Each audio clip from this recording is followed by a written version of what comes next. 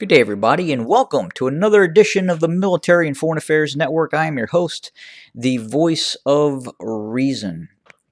Today, in this episode, I wanted to continue our coverage of the ongoing crisis, the ongoing conflict between the Russian Federation, Ukraine, NATO, and the United States in the West.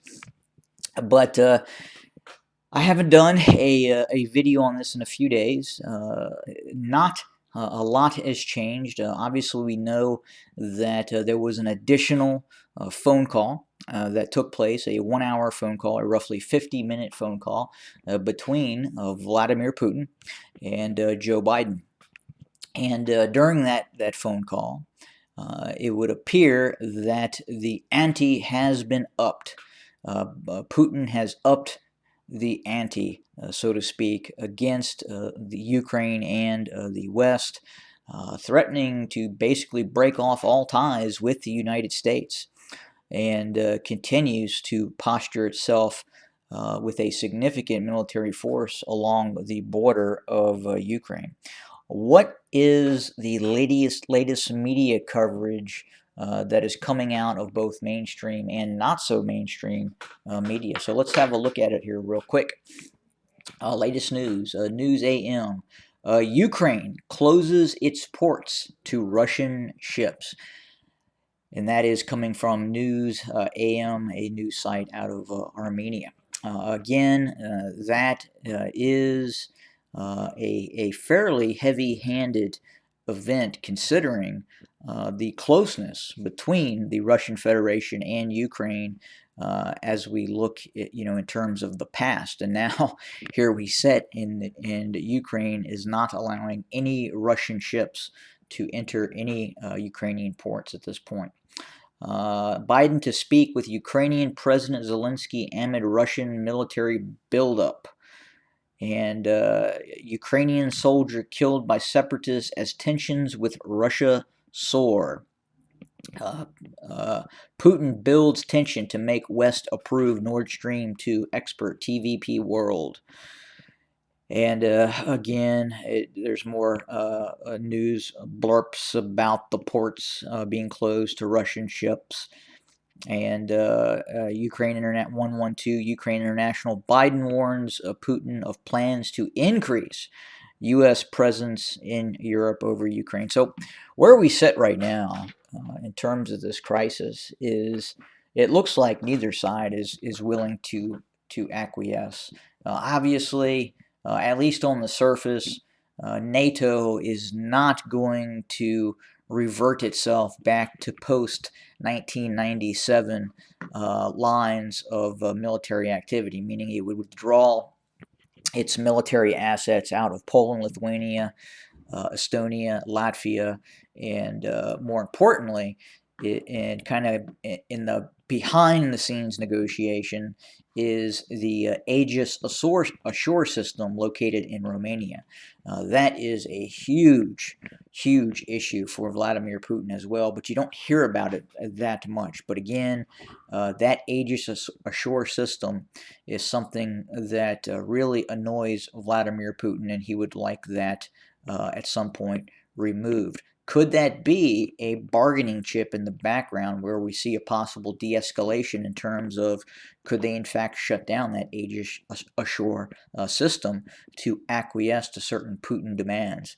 But again, that's just theoretical discussion at this point. But right now, neither side is really willing to budge. Russia is demanding that Ukraine, they are demanding that Georgia never be allowed in NATO, or rather that Russia has a vote, a say in whether Ukraine and Georgia become participants in the North Atlantic Treaty Organization.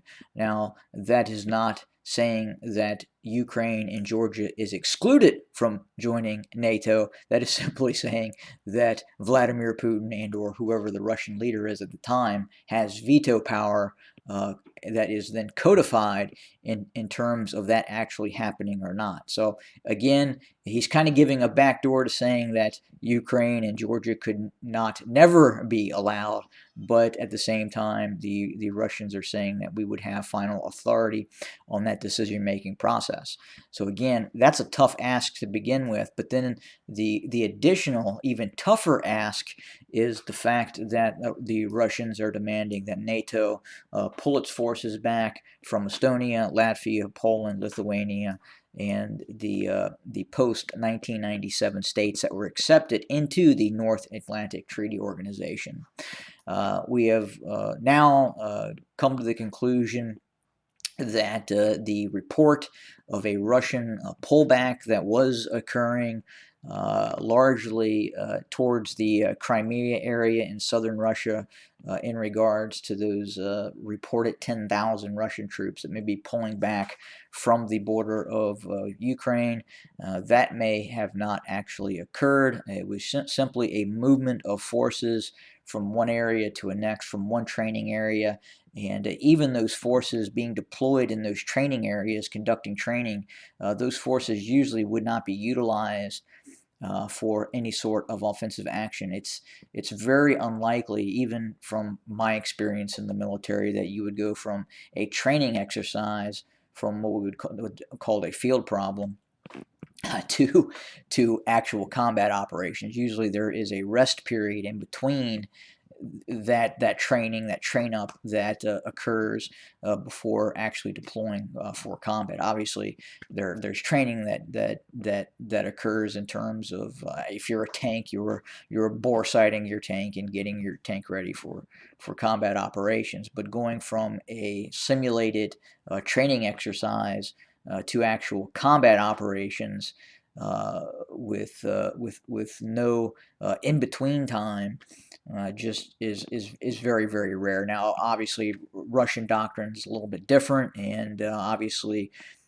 some of these training operations could actually be simply build up and preparatory operations along the border with Ukraine. But it would appear that those forces that were referenced in some of these Reuters reports and these other reports stating that the forces were leaving the border area is not entirely correct. And in fact, it would appear that the buildup continues as we speak. So again, that is the news in terms of what is happening right now between Ukraine and Russia. We continue to watch it very, very closely. Neither side is in a situation to acquiesce on its demands at this point. And again, I would say that given the fact that Putin operates with semi-authoritarian methodologies, he would have a better ability to back off, albeit he would be losing significant amount of face, but he would have that ability versus NATO withdrawing from which would be tantamount to codified law in terms of the NATO organization, in terms of what they are currently doing in Estonia, Latvia, Lithuania, Poland, and Romania, and other states as well. So again, it just does not appear neither side has the ability to acquiesce from its demands, or acquiesce to the demands of the other side, so to speak, if you're looking at the NATO side of things. But that's where it sets. We're watching this very, very closely. Very concerned that, if this kicks off, what it's going to do to the stock market. Obviously, that would have stock ramifications. Look at the defense sector if you want to make some money. Identify key areas of the defense sector that could possibly be new systems that could come to the front of this conflict if you are interested in this stock market, especially the defense industry, regarding this conflict and the ramifications on the defense industry any possible conflict between Russia and Ukraine could have.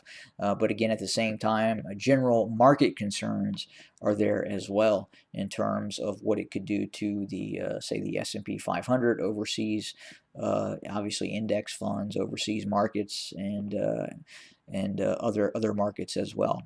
i.e. gold, silver, what have you. But again, we're continuing to watch the situation very, very closely, and we will have more to come very, very soon. Have a good day, everybody.